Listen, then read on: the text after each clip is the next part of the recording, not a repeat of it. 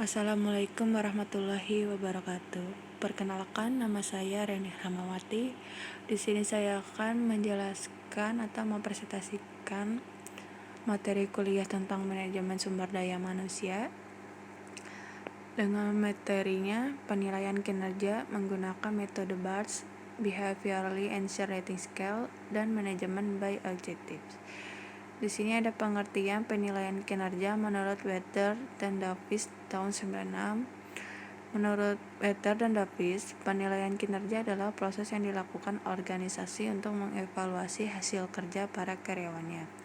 Sedangkan menurut Mondi 2008, penilaian kinerja adalah sistem formal untuk meninjau dan mengevaluasi kinerja para individu atau tim dalam menjalankan tugasnya. Jadi, dapat disimpulkan penilaian kerja adalah evaluasi seorang karyawan atau individu selama ia bekerja di perusahaan atau organisasi. Di sini ada metode penilaian kinerja berdasarkan karakter dan perilaku. Metode penilaian kinerja berdasarkan karakter ada metode graphic rating scale, mixed standard scale, first choice method, SI method. Sedangkan metode penilaian kinerja berdasarkan perilaku ada critical incident method, BARS method, dan BOS method. Di sini saya akan menjelaskan metode BARS method. Kemudian salah satu implementasinya ini dari jurnal. Jadi di sini metode BARS ini merupakan metode penilaian yang menggabungkan pendekatan perilaku kerja dengan sifat pribadi. Jadi metode BARS ini terdiri atas suatu seri 5 hingga 10 skala perilaku vertikal untuk setiap indikator kinerja. Untuk setiap dimensi disusun 5 hingga 10 ensure. Ensure yang dimaksud yaitu perilaku yang menunjukkan kinerja untuk setiap dimensi. Ensure tersebut disusun dari yang nilainya paling tinggi hingga yang paling rendah. Ensure tersebut dapat berupa critical incident yang diperoleh melalui analisa jabatan. Jadi metode ini disusunnya oleh spesialis sumber daya manusia, manajer, dan pegawai. Jadi di sini timnya ini bertugas untuk mengidentifikasi karakteristik dimensi kinerja dan mengidentifikasi 5 hingga 10 kejadian khusus untuk setiap dimensi. Nah, kemudian kejadian khusus tersebut ditelaah dan dinilai oleh seluruh anggota tim. Nah, kejadian khusus yang terpilih kemudian ditempatkan dalam skala yang paling tinggi sampai dengan skala yang paling rendah. Di sini ada metode BARS. Dalam pelaksanaannya setidaknya ada membutuhkan 5 tahapan. Yang pertama ini ada membuat critical incident. Jadi ini dilakukannya dengan cara bertanya seseorang yang mengetahui pekerjaan atau pemegang jabatan untuk menjelaskan ilustrasi khusus, kinerja yang efektif dan tidak efektif, ataupun bisa dilakukan dengan cara analisis jabatan. Yang kedua ini dia mengembangkan dimensi kerja, di mana dalam tahap ini kejadian tersebut dikelompokkan ke dalam kelompok yang lebih kecil dimensi kerja dan didefinisikan setiap dimensi seperti keterampilan menjual. Yang ketiga ada mengalokasi kembali kejadian. Nah, jadi kelompok lain dari orang-orang juga mengetahui pekerjaan ini kemudian mengalokasikan kembali kejadian kritis ini dari awal. Yang keempat, membuat skala kejadian. Jadi membuat peringkat perilaku yang dijelaskan oleh kejadian itu dengan seberapa efektif dan efisien. Yang kelima, mengembangkan perangkat akhir. Nah, pilih sekitar 5 hingga 10 kejadian sebagai standar perilaku dimensi. Nah, di sini juga metode BARS ini juga memiliki kelemahan yaitu menyita waktu jika dibandingkan dengan metode penilaian lainnya. Namun metode BARS ini juga memiliki beberapa sisi positif, yaitu ukurannya yang lebih akurat, standar yang lebih jelas, dimensi independen, dan konsistensi. Yang kedua ini metode manajemen by objectives. Nah, di sini manajemen by objectives ini mewajibkan karyawan untuk menyusun konsep target jangka pendek dan kemudian mendiskusikannya dengan manajer. Manajemen by objective ini menetapkan tujuan-tujuan terukur yang spesifik untuk setiap karyawan berdasarkan hasil diskusi dengan karyawan tersebut. Lalu, secara periodik membahas kemajuan tujuan-tujuan tersebut. Nah, penilaian kinerja karyawan dengan metode manajemen by objektif ini dapat dilaksanakan pada pekerjaan yang outputnya dapat diukur secara kuantitatif. Seperti karyawan bagian pemasaran, kinerjanya dapat diukur salah satunya dengan menghitung jumlah penjualan. Nah, di sini ada langkah-langkah penerapan metode manajemen by objektif. Yang pertama ini menetapkan tujuan organisasi, menyusun rencana keseluruhan organisasi untuk tahun depan, dan menetapkan tujuan spesifik perusahaan berdasarkan pada rencana strategis perusahaan. Yang kedua, menetapkan tujuan perusahaan. Ketika kepala departemen ini mengambil tujuan-tujuan perusahaan seperti meningkatkan keuntungan, dan dengan superioritas mereka menetapkan bersama-sama tujuan departemen mereka. Yang ketiga ini membahas tujuan departemen. Yang keempat mendefinisikan hasil yang diharapkan. Jadi kepala departemen ini dan bawahannya menetapkan target kinerja individual jangka pendek. Meninjau kinerja. Jadi kepala departemen membandingkan kinerja aktual dan target dari setiap karyawan, memberikan umpan balik. Kepala departemen dan karyawan mendiskusikan dan evaluasi kemajuan terakhir. Di sini contoh implementasi perumusan BARS dan manajemen by objektif di PT Keywords Company International. Yang seperti sudah dijelaskan, di sini akan disusun dengan rating tinggi sampai yang paling rendah, yang berisi answer.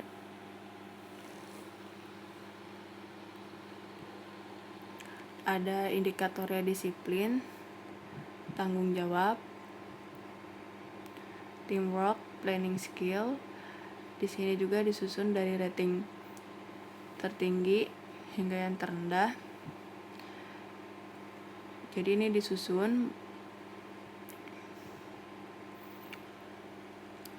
ada leadership, problem solving and decision talking skills, kepatuhan, ada inisiatif. Di sini berisi answer juga, kejadian khususnya. Ada self motivation, analytical thinking, achievement orientation, inovatif. Nah, yang kedua ini metode manajemen by objektif ini penerapan penilaian kinerja karyawan memiliki tahapan-tahapan yang tidak singkat. Karena mulai dari tujuan perusahaan hingga tujuan spesifik yang harus dicapai setiap karyawan. Hal ini membutuhkan komunikasi yang tinggi dari atasan kepada bawahan supaya tujuannya bisa tercapai. Nah, selain itu perlu dilakukan kontrol secara berkala untuk mengetahui sejauh mana capaian setiap karyawannya. Di sini ada analisis tujuan perusahaan. Jadi setiap perusahaan ini tentu saja harus memiliki tujuan. Tujuan itu dapat bersifat jangka pendek, menengah, bahkan panjang. Begitu pula dengan PT Keywords, berdasarkan wawancara yang telah dilakukan, dapat informasi bahwa perusahaan memiliki tujuan sebagai berikut: ada memberikan layanan prima, meningkatkan pangsa pasar, menawarkan biaya yang terjangkau, memberikan produk dengan kualitas terbaik. Kemudian analisis tujuan departemen. Nah, tujuan perusahaan dapat diturunkan tujuan dari masing-masing departemen. Sebelum menerapkan tujuan setiap departemen, untuk departemen finance dan human resource development sebaiknya dipisahkan. Hal ini disebabkan antara finance dan human resource mempunyai job description yang berbeda, yang tidak berhubungan, sehingga tujuannya yang akan dicapai pun tentu akan berbeda.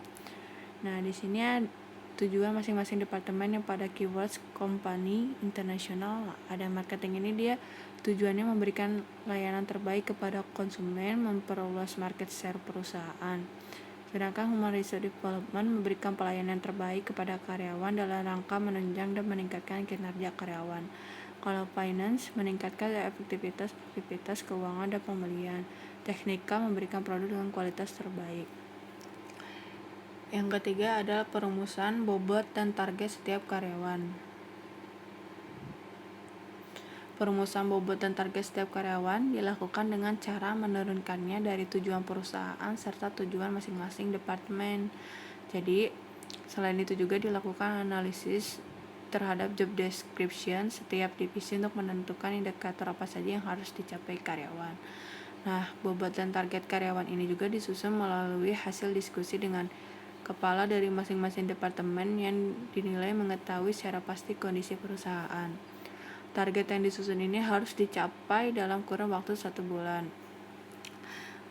Berikut hasil perumusan bobot dan target setiap karyawan. Di sini masing-masing setiap departemen mempunyai bobot dan targetnya. Ada marketing, dia mempunyai targetnya total salesnya harus 10 juta dengan bobot 30. Marketing communication ada total salesnya juga sama, targetnya 10 juta dengan bobot 30. Search engine optimization SEO, traffic web perusahaan dengan bobot 30 dengan target 10.000 visitors. Di sini ada desain grafik juga memiliki bobot dan targetnya.